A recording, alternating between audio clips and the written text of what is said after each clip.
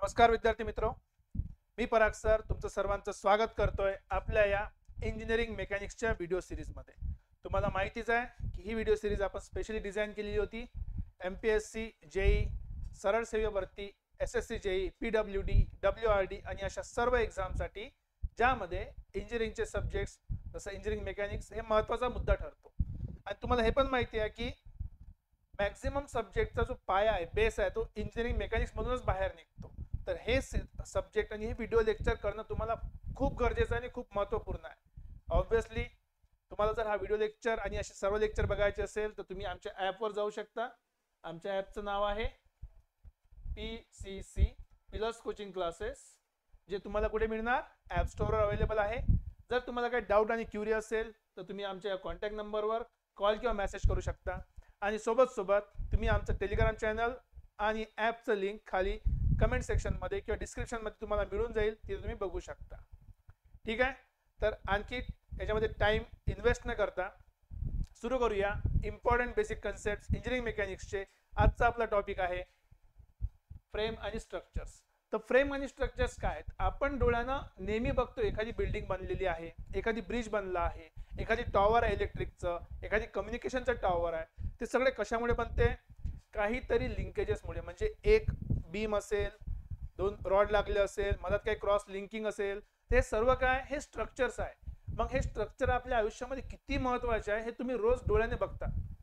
रेल्वेचे ब्रिज, आपले साधे ब्रिज, त्याच्या खाली असलेले ते जाळे बघितले आपण, इलेक्ट्रिक ट्रान्समिशन लाईनचे, हे सर्व काय? स्ट्रक्चर्स आहे, फ्रेम्स आहे. मग हे स्ट्रक्चर आणि फ्रेम जर आपल्याला अनालिसिस करायचे आहे तर त्याआधी आपल्याला समजून घ्यावं लागेल की हे स्ट्रक्चर आणि फ्रेम कुठल्या पद्धतीमध्ये वर्गीकरण केला जातो, डिफरन्शिएट केला जातो, त्यामध्ये कुठल्या टाईपचे फोर्सेस आहे, आणि सोबत त्याचं अनालिसिस कसं करावं हे पण आपल्याला समजलं पाहिजे. चला सुरू करूया.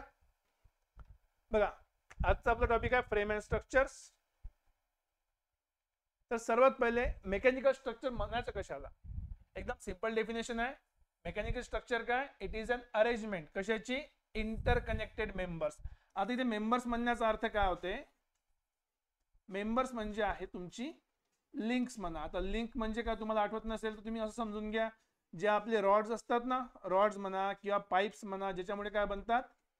लिंक्स बनतात, स्ट्रक्चर बनतात. रॉड्स आहे, पाईप्स आहे, बार आहे. बार्स माहिती ना तुम्हाला? Steel rods, steel bars. ठीक आहे, सिमेंट आणि कॉन्क्रीटचे स्लॅब्स आहेत. हे सर्व काय? लिंक्स आहे, स्ट्रक्चर्स आहे, कनेक्टेड मेंबर्स आहे. आणि मेंबर कशासाठी मेंबर्स आहे? These members are designed to विस्टँड. विस्टँड म्हणजे सहन करणे. विस्टँड म्हणजे काय होते? सहन करणे. काय सहन करायचं यांना? यांना सहन करायचं आहे. डिझाइन टू विस्टँड loads without excessive deformation or failure. की जे लोड त्याच्यावर टाकलाय आपण, ते लोड त्याने काय करायला पाहिजे? सहन करायला पाहिजे. नाही तर विचार करा, तुम्ही ब्रिज बांधला, जर 4 लोक उभे झाले आणि ब्रिज तुटला, काही कामाचा आहे का? नाही. का बरं? तो ब्रिज काय झाला? फेल झाला. समजा तुम्ही एखादी ट्रान्समिशन लाईन बांधली किंवा तुम्ही टॉवर बांधला आणि कुठल्या तरी कारणास्तव टॉवर वाकून गेला, त्याचं काम राहणार आहे काय? नाही राहणार आहे. तिथे काय झालंय? डिफॉर्मेशन. तर जेव्हा कधी आपण एखादी मेकॅनिकल स्ट्रक्चर बनवतो तर त्याच्यामध्ये काय कॅपॅसिटी असली पाहिजे? विथस्टँड करायची. काय? लोड. कुठल्या कंडिशनसाठी? की त्याच्यामध्ये विदाउट म्हणजे झालं नाही पाहिजे. काय नाही झालं पाहिजे? Deformation or failure. तो वाकला पण नाही पाहिजे, काय म्हणते, बेडअप नाही झाला पाहिजे, आणि फेल नाही झाला पाहिजे, तुटला नाही पाहिजे, कामातून नाही गेला पाहिजे. अशा गोष्टीला आपण काय म्हणतो? Mechanical structures. राईट, सिंपलचं काम आहे. मग याचे इम्पॉर्टंट फीचर्स काय? फीचर खूप सोपे आहे की these are connected by joints. आता जॉईंट्स कुठले राहू शकतात? जॉईंट्सच्या डिटेलमध्ये जायची गरज नाही. आपल्याला फक्त काय पाहिजे? स्ट्रक्चर पाहिजे. कशाने जॉईंट केले आहे नाही इम्पॉर्टंट. मग तुम्ही वेल्डिंग मध्ये जाणार, कोणी सोल्डरिंग मध्ये, कोणी नट बोल्ट म्हणा, कोणी पिन जॉईंट आणला म्हणा, हे सगळे डिफरंट गोष्टी आहे. आपल्याला जॉईंट मध्ये जायचं नाही आहे. आपल्याला फक्त एवढं माहिती आहे की हे जे स्ट्रक्चर मधले जे मेंबर्स आहेत ते मेंबर कशाने कनेक्टेड आहे? जॉईंट्सने. जॉईंट कुठल्याही प्रकारचे असू शकते. जॉईंटचा अनालिसिस मेकॅनिकलचा पार्ट आहे, बाकी आपला नाही आहे. So load are transferred. जे लोड आहे म्हणजे समजा आता हे स्ट्रक्चर आहे एक, की तुम्ही काय केलं, असं तुमचं ब्रिज बनवलं आहे एक, समजा उदाहरणार्थ ब्रिजच्या खाली तुम्ही असे पाईप लावले, याच्यावर तुम्ही लोड टाकला असं काहीतरी, समजा W नावाचं लोड आहे. आता लोडचं काय असणार आहे? सॉरी, हे काय लोड आहे. आता लोडचं काम काय, वजन टाकणं. ते लोडचं वजन कशावर आलं, या पॉइंट्सवर आलं. समजा या पॉइंटवर लोड आलं तर हे लोड काय करणार आहे, ट्रान्सफर करणार आहे कशाला, to the supports, to the support. आता सपोर्ट आणि मेंबर मध्ये फरक आहे बघा. ज्या गोष्टीवर आपण हे ठेवलेलं आहे, समजा अशी बीम आहे, ह्या बीमवर आपण हे स्ट्रक्चर जॉईन केलेले आहे, तर हे जे बीम आहे खालची, या बीमला आपण काय म्हणतो, हे बीम त्याला काय देत आहे, सपोर्ट देत आहे. काय देत आहे, सपोर्ट. बीम देत आहे सपोर्ट. आणि हे जे मेंबर्स दिसते तुम्हाला, जे ट्रायंग्युलर शेप मध्ये आहे समजा, हे जे आहे हे काय तुमचे मेंबर्स आहे. कुठले मेंबर्स, लिंकिंग मेंबर्स दिसते, links. These are interconnected members, त्याला आपण लिंक्स पण म्हणतो. ठीक आहे. एक्झाम्पल, जसं तुम्ही स्ट्रक्चर सांगितलं की ब्रिज आहे, ब्रिज मधले जे तुम्हाला असे रॉड दिसतात अटकवलेले, ते रॉड्स काय, किंवा जे बार असतात स्टीलचे, किंवा त्याला आपण काय म्हणतो कॉलम्स, त्या टाईपचं, ते सगळे काय, हे आतमधले मेंबर्स आहे लिंकिंगचे, ज्याच्या भरोशावर ते टिकले आहेत, त्याला आपण काय म्हणतो, सपोर्ट म्हणतो. तर याचं पण डिस्टिंग्विश करणं खूप इम्पॉर्टंट आहे. तर आज म्हणण्यापेक्षा ह्या सगळ्या पार्टमध्ये, स्ट्रक्चर आणि फ्रेम्सच्या पार्टमध्ये आपण ज्या गोष्टी शिकणार त्या गोष्टी काय, स्ट्रक्चर कशाला म्हणायचं, ठीक आहे. नेक्स्ट, मेंबर्स काय असतात, कुठल्या टाईपच्या फ्रेम्स आहेत, आणि फ्रेम असेल तर त्याला कुठल्या टाईपचा सपोर्ट लागतो हे आपण शिकणार आहे. ठीक आहे. लोड्स माहीत पडले, जे मेंबर थ्रू कशामध्ये जातो, सपोर्ट मध्ये जातो. या मेंबर थ्रू जर लोड आहे हा याला ट्रान्सफर करते, आणि शेवटी लोड कोण सपोर्ट करते, हा जो खालचा सपोर्ट आहे हा पूर्ण भार तुमच्या डोक्यावर घेतो. ठीक आहे. So it is design for, कसं डिझाईन केलाय, स्ट्रेंथ भेटला पाहिजे आपल्याला, स्टॅबिलिटी भेटली पाहिजे, आणि रिजिडिटी भेटली पाहिजे. प्रत्येकाचा उपयोग आहे. उदाहरणार्थ स्ट्रेंथ, जर तुम्हाला उदाहरण सांगितलं, ब्रिज बनवला, 5 लोक गेले नाही, तुटला ब्रिज, स्ट्रेंथ आहे का त्याच्यात, काही स्ट्रेंथ नाही, काही कामाचा ब्रिज नाही, गेलं वाया सगळं. सेकंड, स्टॅबिलिटी, सेम आहे, ब्रिज बांधला आणि ब्रिज हलू राहिले इकडे तिकडे, असं डोलू राहिले तुम्ही, ब्रिज सोबत लोक पण हलू राहिले आणि ब्रिज पण हलू राहिला, काही कामाचं आहे काय, काहीच कामाचं नाही, गेलं खड्ड्यात. तो रिजिडिटी पण पाहिजे, स्टेबिलिटी पण पाहिजे. आणि रिजिडिटी का बरं, की असं भार टाकल्यावर ती गोष्ट बदलली नाही पाहिजे, डिफॉर्म नाही झाली पाहिजे. डिफॉर्मेशन होणं म्हणजे काय, रिजिड असणं नाहीये. रिजिडच्या उलट काय होते, डिफॉर्म होते. तर डिफॉर्म नाही झाला पाहिजे, हे आपला उद्देश आहे. म्हणजे तो काय असला पाहिजे, रिजिड असला पाहिजे. हे आहे उदाहरणार्थ.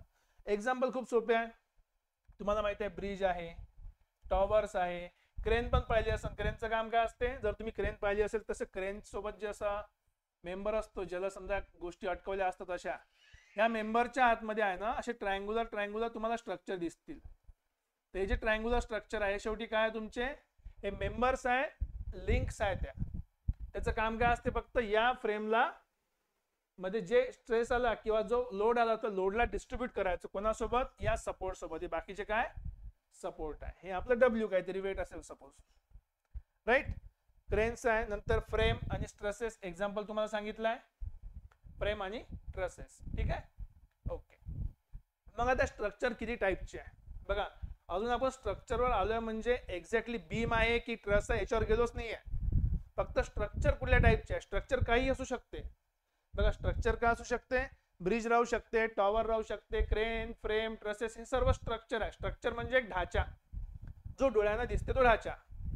पण तो कशा गोष्टीचा बनला आहे, बीम सारखा आहे की फ्रेम सारखा आहे की इंटरकनेक्टेड ट्रसेस आहे, हे डिफरंट गोष्ट.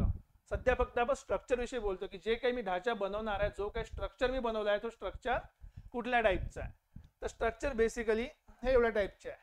एक आहे रिजिड स्ट्रक्चर, नाव माहित पडते काय, रिजिड. मी तुम्हाला काय सांगितलं, रिजिड म्हणजे काय होते, बेढब नाही झाला पाहिजे. बेढब समजते ना, बेढब. ठीक आहे. बेढब नाही झाला पाहिजे. बेढब झाला नाही पाहिजे म्हणजे त्याची ओरिजिनल जे स्ट्रक्चर होतं ते बदललं नाही पाहिजे, त्याला आपण म्हणतो डिफॉर्मेशन. तर बेसिकली जी गोष्ट डिफॉर्म होत नाही आपण त्याला म्हणतो रिजिड स्ट्रक्चर. जी गोष्ट डिफॉर्म होत नाही त्याला आपण काय म्हणतो, रिजिड स्ट्रक्चर. कशामध्ये डिफॉर्म नाही झाला पाहिजे, लोडिंग कंडिशन मध्ये. Under the load it should not deform. Example आहे स्टीलची फ्रेम. तुम्ही जर समजा टॉवर बघितलं असेल इलेक्ट्रिक ट्रान्समिशनचं, जर एखाद्या लोड मध्ये हवेमुळे जर ते जर का वाकलं, इलेक्ट्रिक ट्रान्समिशनचं काम ते पुरं करणार आहे का, मग नाही, वाकलं आहे ते, ऑलरेडी खराब झालंय, ते डिफॉर्म झालंय. तर डिफॉर्म झालं पाहिजे काय, नाही. तर स्ट्रक्चर काय पाहिजे, रिजिड पाहिजे. आता काही केसेसमध्ये आपल्याला स्ट्रक्चर फ्लेक्झिबल पण पाहिजे. आता फ्लेक्झिबल केव्हा पाहिजे, ज्या ठिकाणी डिफॉर्मेशन अलाउड आहे. आता उदाहरण सांगतो तुम्हाला, तेच इलेक्ट्रिक ट्रान्समिशनची गोष्ट सांगतो. समजा इथे आणि इथे काय तुमचे पोल्स लागले इलेक्ट्रिकचे, ठीक आहे. हे जमीन आहे खाली, इथे पण काहीतरी जमीन आहे. आता याला आणि याला वायर कनेक्टेड आहे. आता हा जर वायर आपण एकदम ताणून बांधला तर थोडं जरी समजा याच्यावर जास्त लोड पडलं तर काय होणार, वायर तुटू शकते. किंवा जर उन्हाळ्यामध्ये टेम्परेचर वाढलं तर हा एक्सपांड होईल आणि हिवाळ्यामध्ये काय होईल, कॉन्ट्रॅक्ट होईल. पहिलेच एवढा ताणला आहे तो की थोडासा जरी वाढला किंवा थोडासा जरी कमी झालं तर काय होईल, डायरेक्ट तुटून जाईल. तुटून गेला तर खाली सगळं करंट लोकांना चिपकून जाईल, ते चालणार नाही. तर या केसमध्ये जी कॅपॅसिटी आहे स्ट्रक्चर जिथे काय असली पाहिजे, फ्लेक्झिबल. म्हणजे उन्हाळ्यात थोडंसं वाढलं तरी चालते, ठीक आहे, टेम्परेचर वाढलं तर. आणि हिवाळ्यात थोडा छोटा जरी झाला तर टेम्परेचर कमी झालं तरीही त्याची ऍक्च्युअल जी वर्किंग कॅपॅबिलिटी आहे ते बदललेली नाही पाहिजे. म्हणून असे काही स्ट्रक्चर आहे जे काय झाले पाहिजे, फ्लेक्झिबल. अजून दुसरं एक्झाम्पल तुम्हाला सांगतो फ्लेक्झिबल साठी, की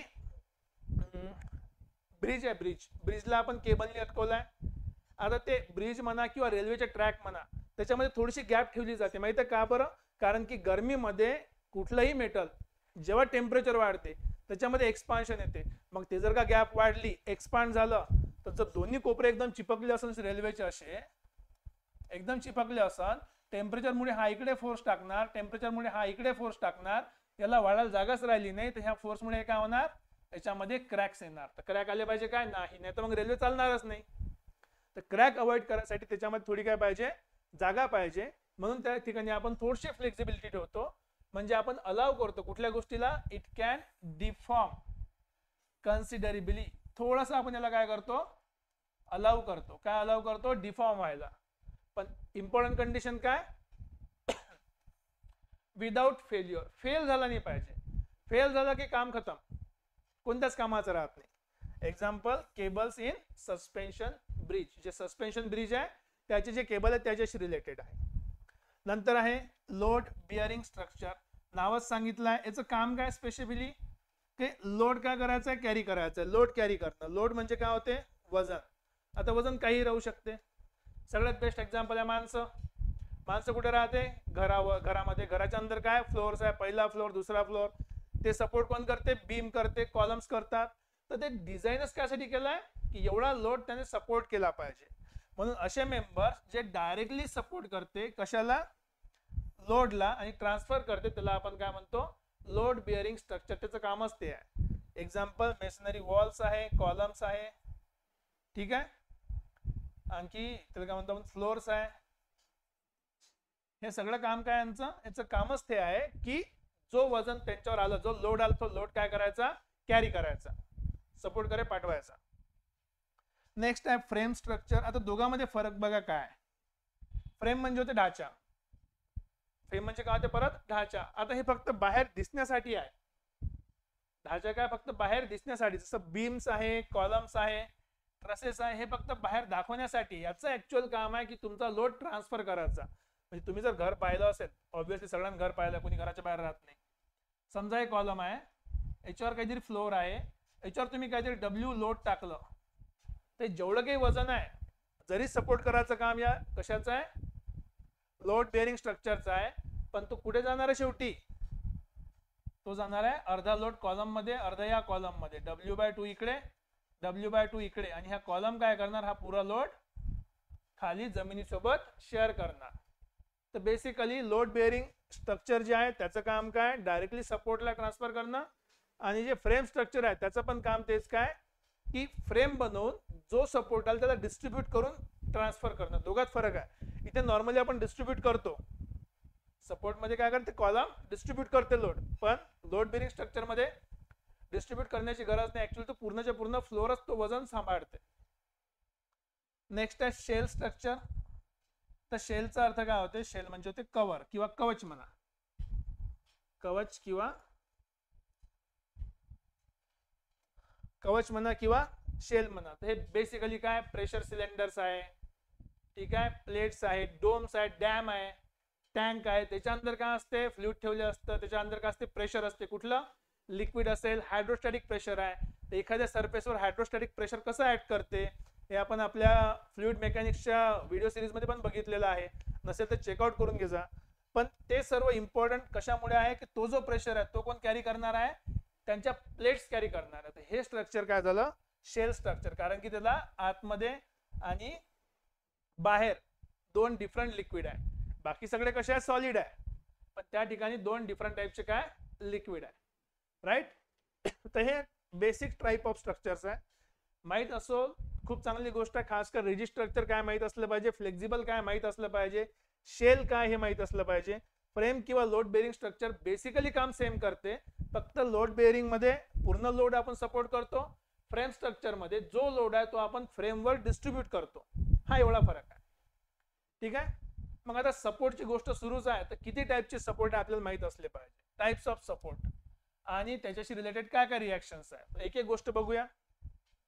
पहिला सपोर्ट आहे फिक्स सपोर्ट. नावच सांगते काय सपोर्ट फिक्स आहे. काय फिक्स आहे याच्यामध्ये, तो सपोर्टच हलणार नाही.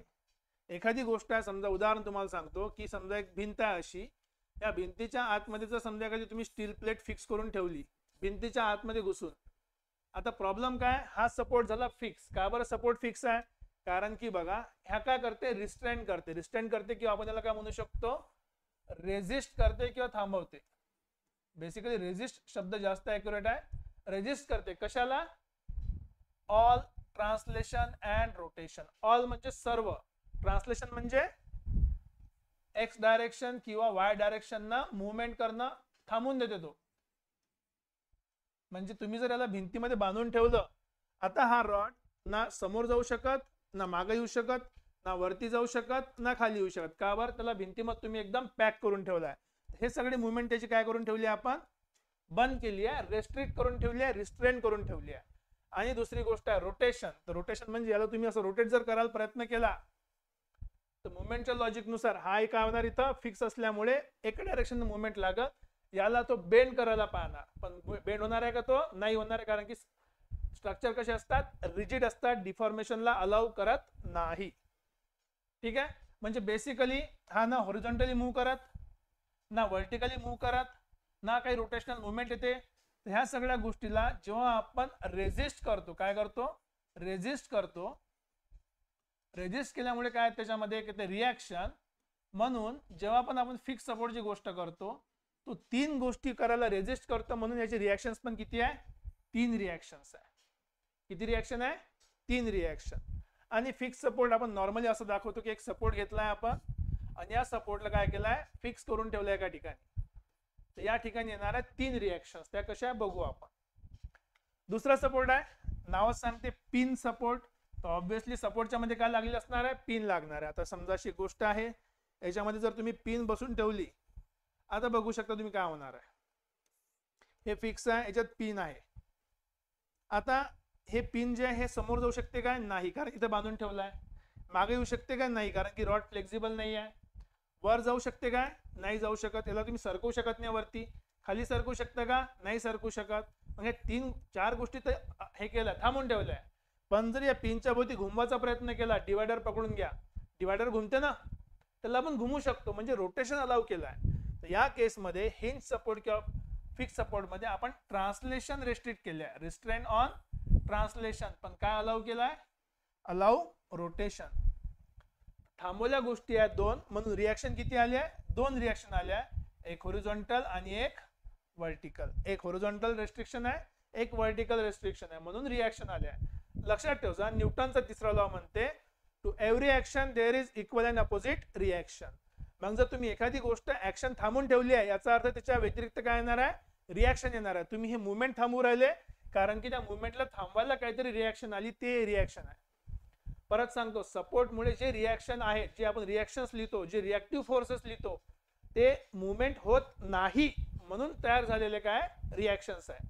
ऑटोमॅटिकली आलेलं नाही आहे. उलटने म्हणायचं की रिॲक्शन आहे म्हणून सपोर्ट आहे, चुकीचं आहे. सपोर्ट मुवमेंट रेस्ट्रिक्ट करतात, तर ज्या ठिकाणी मुवमेंट रेस्ट्रिक्ट करतात त्यासाठी असलेली रिॲक्शन आहे ती. नेक्स्ट आहे रोलर सपोर्ट. नाव सांगते की रोलर आहे. रोलरचं काम काय, स्लाइड करणं. आता रोलर एक तर एक्स ऍक्सिस न स्लाइड करण किंवा वाय ऍक्सिस न स्लाइड करण. तर जर स्लाइडिंग अलाउ केली आहे, तर तर एका डायरेक्शन स्लाइड अलाउ केली आहे म्हणजे ते अलाउ करते ट्रान्सलेशन किती डायरेक्शननी, एका डायरेक्शननी, पण बाकी काय करते ते रेजिस्ट करते बाकीच्या गोष्टी. ट्रान्सलेशन अलाउ करते, बाकीच्या गोष्टी काय करते रेजिस्ट करते. सिंपल सी लॉजिक आहे. तर म्हणून याच्यामध्ये रिएक्शन किती आहे, there is only one vertical or perpendicular to surface reaction. कारण की जर तुम्ही रोलर पाहिले असणार, असे रोलर असतात. आता हे रोलर जे आहे हे काय होणार, समजा रोलर बांधून ठेवले आपण, एक तर हे समोर मूव्ह करणार किंवा मागे मूव्ह करणार. तर इकडे तर अलाउ करणार मुवमेंट त्याचं, जर मुवमेंट अलाउ केली तिकडे रिएक्शन लागणार नाही, फक्त ते काय होणार वर जाऊ देणार नाही कोणत्या गोष्टीले. तर वरती मुवमेंट आणि खालची मुवमेंट काय केली त्याने थांबून ठेवली आहे. म्हणून जे तुमचं रिएक्शन येईल ते फक्त कोणत्या डायरेक्शनने आहे, एक तर वरती किंवा खाली. त्यालाच आपण म्हणतो की reactions are perpendicular to surface. Next आहे सिंपल सपोर्ट. नावच सांगते एकदम सिंपल सपोर्ट आहे. याच्यामध्ये रोलर तर नाही आहे, फक्त आपण नेऊन ठेवून देतो. उदाहरणार्थ एखादी पुस्तकाची शेल्फ आहे किंवा हात पकडले याच्यावर रिमोट आणून ठेवून दिलं, याला बांधलाय का कुठे नाही बांधलाय, हा फक्त खाली जाऊ शकत नाही. खाली जात नाही म्हणून कारण की याला खालून काय दिली आहे, रिएक्शन फोर्स दिली आहे. तर रोलर सारखेच याच्यामध्ये काय डायरेक्टली ऑन द सरफेस आपण काय ठेवतो, लोड ठेवतो आणि त्याच्यामुळे काय येते रिएक्शन्स येते. सिंपल लॉजिक आहे. ओके, आता हेच गोष्ट डायग्राम मध्ये पाहू. बघा रोलर सपोर्ट मध्ये हा रोलर आला आहे. रोलर मध्ये बघा रिएक्शन फोर्स काय असणार आहे वर्टिकल. का बरं, कारण की कुठली मुवमेंट आपण रिस्ट्रिक्ट केली आहे, वर्टिकल मुवमेंट आपण काय केली आहे रिस्ट्रिक्ट केली आहे. म्हणून जे रिएक्शन याच्यामध्ये ते काय येणार आहे वर्टिकल रिएक्शन येणार आहे समजा या पॉइंटवर, आणि ते हमेशा काय असते परपेंडिक्युलर टू सरफेस. या केसमध्ये काय लक्षात ठेवायचं, रिएक्शन कशी आहे perpendicular to surface, perpendicular to surface. Simple.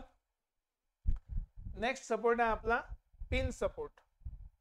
हा काय पिन सपोर्ट दाखवताना पिन दाखवायला पाहिजे होती, पिन दाखवली नाहीये. याच्यामध्ये पिन आहे तर पिन सपोर्ट आहे. पिनचं पण काम तुम्हाला सांगितलं आहे.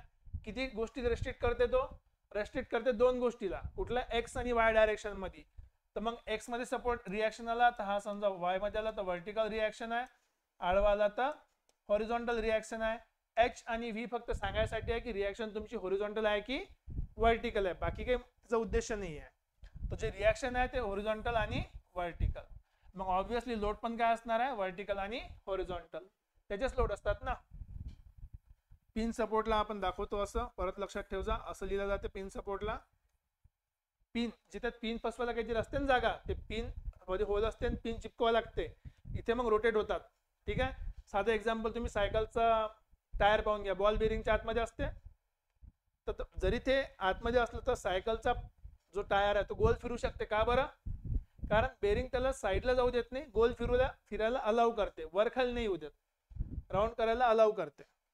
नेक्स्ट आहे फिक्स सपोर्ट. एकदम सिंपल आहे, फिक्स करून ठेवलाय, ना समोर जाऊ देत, ना मागे येऊ देत, ना रोटेट करू देत. तर ह्या गोष्टीला जर आपण पाहिलं तर हॉरिझॉन्टल रिएक्शन येणार आहे, कारण की हा मागे येऊ देत नाही तर हा समोर धकलते, त्याला खाली येत नाही म्हणून हा त्याला वर धकलते.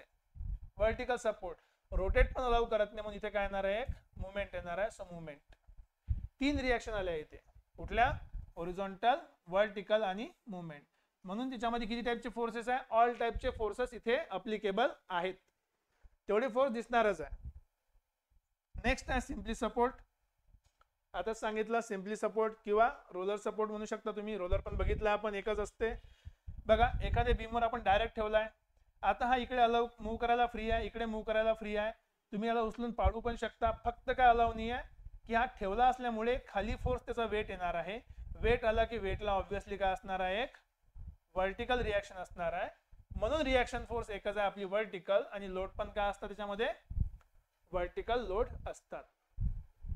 रिएक्शनचं कामच आहे की तुमच्या लोडला सपोर्ट करायचं. म्हणजे समजून घ्या, असं वर्टिकल लोड असेल तर सपोर्ट पण काय असणार आहे वर्टिकल, हॉरिझॉन्टल लोड असेल तर सपोर्ट पण काय असला पाहिजे हॉरिझॉन्टल. असं नाही होऊ शकत ना, क्रिकेटची मॅच सुरू आहे, व्हॉलीबॉलचा प्लेअर खेळू राहिला, जर मॅच क्रिकेटची असेल तर प्लेअर पण क्रिकेटचाच खेळला पाहिजे. इथे तेच लॉजिक आहे की जर फोर्स तुमचा हॉरिझॉन्टल लागू राहिला तर रिएक्शन पण हॉरिझॉन्टल येईल, जर तुमचा फोर्स वर्टिकल लागू राहिला तुमची रिएक्शन पण वर्टिकल येईल. म्हणून जे आपण इथे बघितले कुठल्या टाइपचे रिएक्शन फोर्स आहे हे पण डिसाइड करते की त्याच्यावर कुठल्या टाइपचा लोड आला म्हणजे ते रेजिस्ट करतात. म्हणून याचं रिलेशन आहे. ठीक आहे. बिना ऍक्शनची रिॲक्शन येत नाही. ऍक्शन काय तुमची, लोड तुमची ऍक्शन आहे, लोड आहे म्हणून हे कधी तुम्हाला रिॲक्शन देतात, त्यालाच आपण म्हणतो रिॲक्शन्स. कशाच्या, सपोर्टच्या रिॲक्शन. Right, simple. ओके. मग ते आता जे तुम्हाला सांगितलं तेच रिपीट केलेलं आहे की सपोर्ट रिॲक्शन 3 टाईपचे आहे. हॉरिझॉन्टल रिॲक्शन जे रेजिस्ट करते, शब्द विसरू नका, रेजिस्ट करते कशाला, हॉरिझॉन्टल लोडला. व्हर्टिकल रिॲक्शन हे पण काय करणार आहे, रेजिस्ट करणार आहे कशाला, व्हर्टिकल लोडला. आणि मुवमेंट रिॲक्शन जे रेजिस्ट करणार आहे कशाला, मुवमेंटला, किंवा मुवमेंट म्हणजेच काय होते, रोटेशन, किंवा त्याला आणखी एक नाव होतं, त्याचं नाव आहे टर्निंग इफेक्ट. त्याला आपण काय म्हणतो, टर्निंग इफेक्ट. आणि जर तुम्ही लास्ट लेक्चर आपलं बघितलं असेल, त्याचा फॉर्म्युला काय होता, moment equals to force into perpendicular distance. ठीक आहे, लक्षात ठेवा, डिस्टन्स काय पाहिजे, परपेंडिक्युलर. ओके, हे हो गया टर्निंग इफेक्ट किंवा मुवमेंटची गोष्ट. आणि ऑब्विसली आपण सगळे सिस्टम हमेशा 2D मध्ये स्टडी करतो, तर 2D साठी पण आपण इक्विलिब्रियम कंडिशन बघितली आहे इक्विलिब्रियम चॅप्टर मध्ये. ते काय होतं की हॉरिझॉन्टल फोर्स 0 असला पाहिजे, व्हर्टिकल फोर्स 0 पाहिजे, आणि ऑब्विसली मुवमेंट पण काय असली पाहिजे, 0. तर जेव्हा तिन्ही कंडिशन सॅटिस्फाय होणार तेव्हाच काय आहे, सपोर्ट रिॲक्शन इक्विलिब्रियम स्टेट मध्ये असणार आहे. आणि एक स्पेशल तुम्हाला केस सांगितली होती की जर सगळे फोर्सेस कॉन्सेंट्रिक आहे, कॉनकरंट आहे, एका पॉइंटवर चालले, त्या टाइमला मुवमेंटची गरज नाही, फक्त summation F x summation F Y sufficient condition आहे, नेसेसरी कंडिशन्स आहे. हे आपण इक्विलिब्रियम मध्ये बघितलंय, मागच्या 2 लेक्चर मध्ये चेक करू शकता जाऊन तुम्ही. राईट. ओके, तर नेक्स्ट आपला पॉइंट जो आहे तो आहे की कुठल्या कुठल्या टाइपचे फोर्सेस येऊ शकतात सपोर्ट मध्ये. नाव पाहून समजते, फोर्स म्हणजे जे फोर्सचा तुम्हाला इफेक्ट मिळतो तोच त्याला नाव पडतो. उदाहरणार्थ एक टेन्शन फोर्स आहे, नाव काय, टेन्शन. जर तुम्ही एखाद्या गोष्टीला पुल करायचा प्रयत्न केला, काय करायचा प्रयत्न केला, पुल करायचा, तुम्ही जर याला पुल केलं तर काय होणार, याच्यामध्ये इलॉंगेशन वाईड थोडा मोठा होणार ओरिजिनल फोर्स पेक्षा. जर तो थोडासा मोठा झाला, याच्यामध्ये काय येणार आहे मग, स्ट्रेस, याला म्हणतो आपण टेन्शन. काय आलं याच्यामध्ये, टेन्शन. का बरं टेन्शन आलं, कारण की याचे जो फायबर्स आहे, फायबर म्हणजे काय, त्याचे जे आतमधल्या लेअर आहे, धागे आहे, ते काय झाले, ताणल्या गेले. तुम्ही खिचून बघा रबरला, काय होते, तो ताणल्या जाते, तो ताणल्या गेलाय तो एक्स्ट्रा. तो त्यालाच आपण म्हणतो tensile force. When the pulling force acting, शब्द बघा, along a member is called tensile force. Pulling शब्द आहे, तुम्ही त्याला खिचताय म्हणून त्याला आपण काय म्हटलंय, टेन्साइल फोर्स. सेम लॉजिक मध्ये आहे कॉम्प्रेसिव्ह फोर्स. नावच सांगते काय करायचं आहे, कॉम्प्रेस करायचं आहे. कॉम्प्रेस करणं म्हणजे एखाद्या गोष्टीला आपण दाबणे, दोन्ही साईडने समजा दाबला आपण याला, हा झाला कॉम्प्रेसिव्ह फोर्स. तर पुलिंगच्या उलट काय होणार आता, it is a pushing force. Obviously कुठे ऍड करणार आहे, टू शॉर्टन द मेंबर. मेंबरला आपण काय करणार आहे, आपण हा फोर्स लावला म्हणून मेंबर काय होणार, थोडासा दाबला जाणार आणि शॉर्ट होणार, छोटा होईल. नेक्स्ट आहे शियर फोर्स. शियर्स कशासाठी असते, शियर फोर्स असते एखादी गोष्ट फाडण्यासाठी. आपण फाडतो नाही, कागद वगैरे फाडलाय ना, जर आपण कागद फाडला असेल, तुम्हाला माहिती आहे कागदला असं फाडतो, त्याला म्हणतो शियर, किंवा आपण टियर म्हणतो, टियरिंग फोर्स. शियर फोर्स आणि टियरिंग फोर्स सेम आहे. हा काय असतो, parallel to the cross section. कारण तुम्ही कागदाला असा खिचून फाडायचा प्रयत्न केला तर एक्झॅक्टली फाटणार नाही. तो टेन्साइल फोर्स आहे, तो फाडायचं काम करत नाही, तो फक्त इलॉंगेट करते. फाडायसाठी हमेशा, एखादी गोष्ट फ्रॅक्चर करायला, तोडायसाठी हमेशा शियर फोर्स पाहिजे. हे सगळे पॉइंट लक्षात ठेवजा. सॉम मध्ये आणि समोर जाऊन आणखी स्ट्रक्चर मध्ये पण याचं काम आहे, तर लक्षात ठेवजा, विसरू नका. ठीक आहे, parallel to cross section. Next आहे बेंडिंग मुवमेंट. नावच सांगते, अशी मुवमेंट जे काय तयार करते, बेंडिंग तयार करते, त्याला आपण म्हणतो बेंडिंग मुवमेंट. बेंडिंग म्हणजेच काय होते, टर्निंग इफेक्ट तयार करते, त्याला आपण म्हणतो बेंडिंग मुवमेंट. ऑलरेडी बघितलं आपण हे आधीच्या लेक्चर्स मध्ये. ठीक आहे, तर मग बघा सपोर्ट आणि त्याची रिॲक्शन काय. सपोर्टचं काम काय असतं, शेवटी टू प्रिव्हेंट मोशन. बेसिकली तुम्हाला सांगितलं याचं काम काय, टू प्रिव्हेंट मोशन किंवा रेजिस्ट करणं. प्रिव्हेंटलाच अर्थ काय होते, रेजिस्ट करणे. हे शब्द डिपेंडिंग करते क्वेश्चन मध्ये काय विचारलंय. तुम्हाला माहित असलं पाहिजे प्रत्येक शब्द आहे की प्रिव्हेंट पण करू शकतो आपण, रेजिस्ट पण करू शकतो. कशाला, जेव्हा एक्सटर्नल फोर्स आपण अप्लाय केला तर सपोर्ट काय होईल, एक तर कॉन्ट्रॅक्ट होईल, नाही तर एक्सपांड होईल, नाही तर रोटेट करायला पाहणार. 3 पैकी एक गोष्ट जर आपण थांबून ठेवली त्यालाच म्हणतो आपण प्रिव्हेन्शन. तेच काय, सपोर्टची रिॲक्शन.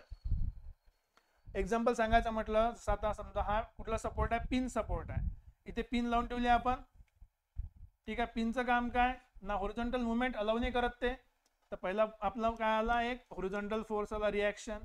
व्हर्टिकल अलाउ करत नाही म्हणून व्हर्टिकल रिॲक्शन आली आरव्ही. मुवमेंट अलाउ करते म्हणून मुवमेंट अलाउडची रिॲक्शन नाही आली इथे. रोलर सपोर्ट मध्ये रोलर असते तर रोलर दाखवलाय. रोलरचं काम काय, इकडे मुवमेंट अलाउ करते तो हॉरिझॉन्टली, तर जिकडे मुवमेंट अलाउ केला आहे तिकडे रिॲक्शन येणार नाही. इकडे मुवमेंट आहे पण व्हर्टिकल मुवमेंट अलाउ करत नाही म्हणून एक रिॲक्शन कुठे आली, व्हर्टिकल रिॲक्शन आली आहे. तेच फिक्स सपोर्ट मध्ये, फिक्स सपोर्ट मध्ये काय असणार आहे, कुठल्याही प्रकारची मुवमेंट अलाउ करत नाही आपण, मग ते व्हर्टिकल असा, हॉरिझॉन्टल असू द्या किंवा मुवमेंट असू द्या, कुठल्याही केसमध्ये मुवमेंट म्हणा किंवा हॉरिझॉन्टल म्हणा किंवा व्हर्टिकल, सगळ्या टाईपचे रिॲक्शन तुम्हाला इथे दिसतील. एक्झाम्पल सांगायचं म्हटलं, बीम घेतली, इथे काय रोलर सपोर्ट आहे, किती असते रिॲक्शन, एकच रिॲक्शन असते व्हर्टिकल, बी वर आहे व्हर्टिकल. हा कुठला आहे, पिन सपोर्ट दिलाय आणि फिक्स नाही म्हटलंय, फिक्स साठी खालून काहीतरी आपल्याला रेषा पाहिजे, हा पिन सपोर्ट आहे. पिन सपोर्टचं काम आहे एक हॉरिझॉन्टल रिॲक्शन ए पॉइंट वर, एक व्हर्टिकल रिॲक्शन ए पॉइंट वर, ठीक आहे. बघा हेच काय आपला रिॲक्शन आणि सपोर्टच्या सिंपल कंडिशन्स. ओके, तर याच्याशी रिलेटेड एखादी क्वेश्चन बघूया आपण. हा एकदम बेसिक फंडा होता, थोडंसं डिटेलमध्ये पुढच्या लेक्चरमध्ये पाहणार आहे. तर काय म्हटलंय पहिला क्वेश्चन की रिजिड स्ट्रक्चर कशाला म्हणायचं. सुरुवातीची डेफिनेशन आहे, अशी गोष्ट जी डिफॉर्म होत नाही. लक्षात ठेव जा, डिफॉर्म होत नाही, फक्त डिफॉर्म परमनंटली नाही, होणारच नाही deform, does not deform load मध्ये, त्याला आपण काय म्हणतो, रिजिड स्ट्रक्चर. जे डिफॉर्म होते इझिली म्हटलंय, याला आपण स्ट्रक्चर मध्ये युजच करत नाही, काहीच कामाचं राहत नाही, थोडशा धक्क्यात ते जर बिघडलं तर काही कामाचं नाही आहे. तर हे दोन ऑप्शन गलत आहे, option B is the right answer. Roller सपोर्टला किती रिॲक्शन असते आताच पाहिलं आपण. रोलर सपोर्टचं काम फक्त काय, त्याच्यावरचा व्हर्टिकल लोड सपोर्ट करणं, म्हणून रिॲक्शन पण काय येणार आहे, फक्त व्हर्टिकल रिॲक्शन येणार आहे. तर एकच रिॲक्शन येतील, त्याला म्हणतो आपण व्हर्टिकल रिॲक्शन, बाकी रिॲक्शन येत नाही रोलर सपोर्ट साठी. तुम्ही चेक करू शकता, हे रोलर सपोर्ट आहे, एकच रिॲक्शन येते, राईट. तर हे होतं आपलं आजचं बेसिक, म्हणून क्वेश्चन कमी आहे. नेक्स्ट लेक्चर मध्ये आपण डिटेलमध्ये जाऊ याच्यामध्ये की ट्रसेस काय असतात, त्याचे आणखी काय कंडिशन्स आहेत आणि त्याचे डिटेलमध्ये क्वेश्चन बघूया, ठीक आहे. तर भेटूया पुढच्या लेक्चरमध्ये. नेक्स्ट टॉपिकमध्ये आणखी डिफरंट कन्सेप्ट बघूया, डिफरंट लॉजिक बघूया. तुम्हाला माहिती आहे की आपले व्हिडिओ लेक्चर पाहायचे असेल तुम्ही आपल्या ॲपवर जाऊ शकता, ज्याचं नाव आहे PCC pillars coaching classes, right. आणि तुम्हाला काही डाऊट असेल, काही क्युरी असेल, तुम्ही कमेंट सेक्शन मध्ये विचारू शकता लिंकच्या, आणि आपल्या ॲपवर जाऊन विचारू शकता किंवा सुरुवातीला सांगितलेल्या नंबरमध्ये पण जाऊ शकता, तिथे कॉल करून मेसेज करून डिटेलमध्ये विचारू शकता. तुम्हाला आणखी व्हिडिओ पाहायचे असेल तर खाली दिलेल्या डिस्क्रिप्शनमध्ये लिंक असेल, टेलिग्रामची लिंक असेल, तिथे क्लिक करून तुम्ही ॲप डाउनलोड करू शकता, आणखी प्लेलिस्ट पाहू शकता आणि डिस्कशन करू शकता. भेटूया पुढच्या लेक्चरमध्ये. Till then take care, thank you very much.